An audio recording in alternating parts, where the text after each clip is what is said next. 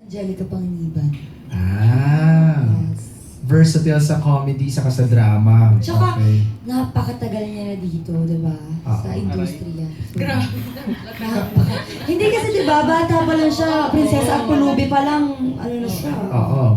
Siya si Becky, di ba? Yeah. Prinsesa Sarah. Oo. Ikaw, Jen, what do you want to, your ultimate dream in show business? Ako, sa showbiz industry, I would still want to end up, gusto ko pa rin kasi mag-host. Okay. So like parang Tony Gonzaga. Okay. Still hosting and doing movies and teleseries like that. Kasi Parang all na-enjoy ko around, yan. no? Na-enjoy ko na rin kasi yung acting. But since nag-start talaga ako sa hosting, I would still want to host Okay. if guven the chance. Ikaw, gusto mo dancing diva talaga.